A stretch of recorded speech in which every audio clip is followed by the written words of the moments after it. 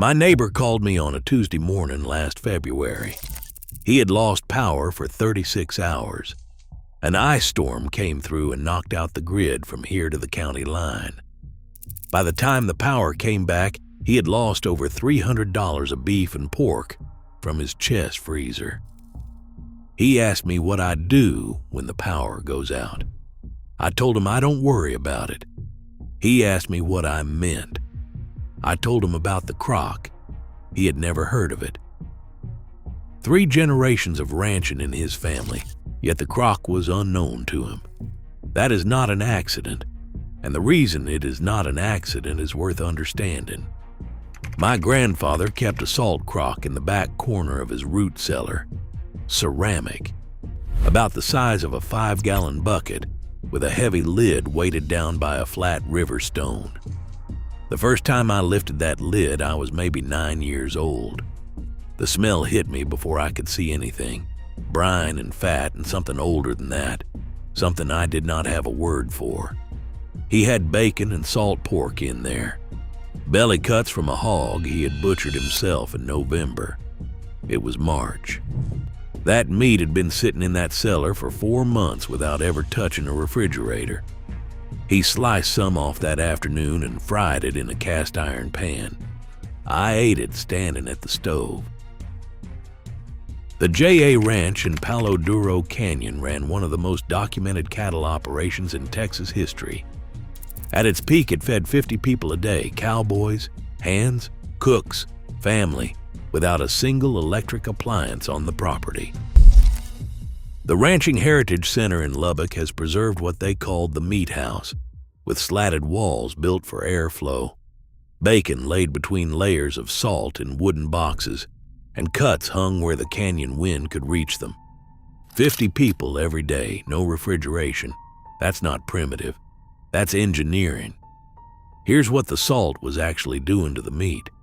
The USDA Food Safety and Inspection Service uses a measurement called water activity, AW, to determine whether a preserved product is shelf-stable. Water activity below 0.85 means pathogens cannot establish. They cannot grow. They cannot cause spoilage. Salt achieves that threshold by pulling moisture out of the meat through osmosis until what is left is too concentrated for microbes to survive. If you watched the fence post video, you already know this principle.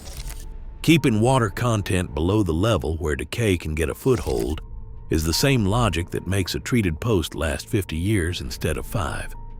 Salt does that to meat. The same mechanism, different material. A 50-pound bag of coarse pickling salt runs $55.99 today. At 1 pound of salt per 4 pounds of meat, that bag cures 200 pounds, 28 cents per pound, one time. Your chest freezer cost $400 to buy, and it draws electricity every month for as long as you own it. If you believe a ranching family should be able to preserve its own food without depending on a grid that can go down in an ice storm, you already know why this channel exists. Subscribe and turn on the bell, because there is more of this knowledge, and most of it has been sitting idle for the same reason this one has. The U.S. meat processing industry, the industry that now stands between most Americans and their own protein, was worth $349.4 billion last year. That number comes from IBIS World's 2024 industry analysis. $349 billion built on the assumption that you cannot feed yourself without their infrastructure. Before 1878, that assumption did not exist. Charles Goodnight built the first chuck wagon in June 1866 from a surplus Army Studebaker. What went in the food box? Salt pork in a barrel, flour, dried beans, coffee, sourdough starter. 30 days of provisions for a crew of cowboys moving cattle from Fort Belknap to Fort Sumner, New Mexico. No refrigeration, no cold chain. A barrel of salt pork and the herd walking alongside. That system worked for 2 centuries of American frontier life. In 1878, a man named Gustavus Swift commissioned a refrigerated rail car.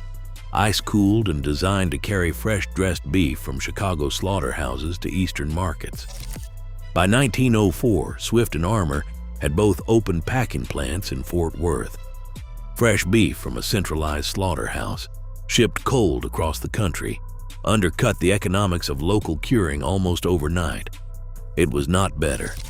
It was cheaper to distribute, and it was controlled by 2 companies instead of every ranching family in the Panhandle. Then came the wires. In 1935, when Congress passed the Rural Electrification Act, 2% of Texas farms had electricity. 2%. The first REA energized line in the country came on in Bartlett, Texas in January 1936. By 1945, 50% of American farms had power. By 1958, 98% of Texas farms were electrified. In less than 25 years, the electric refrigerator went from a luxury to a given. And in that same window, the salt crock disappeared. Not because anyone banned it. Home curing has been federally legal without inspection since before you were born. You can salt cure your own meat under your own roof without filing a single form. It disappeared because the generation that watched the wires go up stopped teaching what came before. They thought the old way was finished. My neighbor found out last February that it isn't always finished. If you want to do this yourself, here is what my grandfather used. Pork belly or beef rump cut into 3 to 4 pound pieces. Anything larger and the salt takes too long to reach the center. Use coarse, non-iodized pickling salt, Morton or equivalent. The ratio is 1 pound of salt per 4 pounds of meat. To extend shelf life further, add 2 ounces of white sugar per pound of salt and a small measure of saltpeter, potassium nitrate. Saltpeter has been used in meat curing since before written records, and an Oklahoma State University Extension fact sheet documents this. Layer in a clean ceramic crock.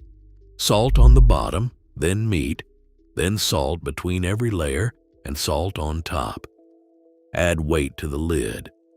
Keep it below 40 degrees for the first 4 to 6 weeks, in a root cellar, a cold garage in winter, or your refrigerator while the cure sets. After that, the product is shelf-stable. When you are ready to cook, soak it in fresh water for 8 to 12 hours to draw out the excess salt. Then cook it the same way you would cook bacon, because that is what it is. The proof that this works has been hanging in Smithfield, Virginia since 1902. A man named P.D. Gwaltney cured a ham that year and kept it. It is still there, over 120 years unrefrigerated without spoilage. The federal government's own code, 9 CFR 319.106, permits whole muscle cured products to be held at ambient temperatures up to 95 degrees Fahrenheit during the drying phase. 95 degrees, a Texas summer. That is not a loophole, that is the standard. Before 1904, every ranching family in the Texas Panhandle preserved their own meat. 1 crock, 1 bag of salt, no meter running. The industry that replaced that practice is worth $349 billion today. The salt costs $56 for 50 pounds. The math has not changed, only the habit has. And habits can be rebuilt.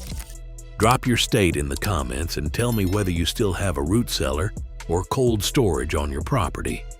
I read every one. Next week, I'm going to show you what my grandfather used on sick animals before the nearest vet was 40 miles away and a phone call cost money. It was a treatment under $2 that the veterinary pharmaceutical industry has spent 60 years making sure your vet never recommends. That story starts in 1962, and it ends with a number that is going to make you angry.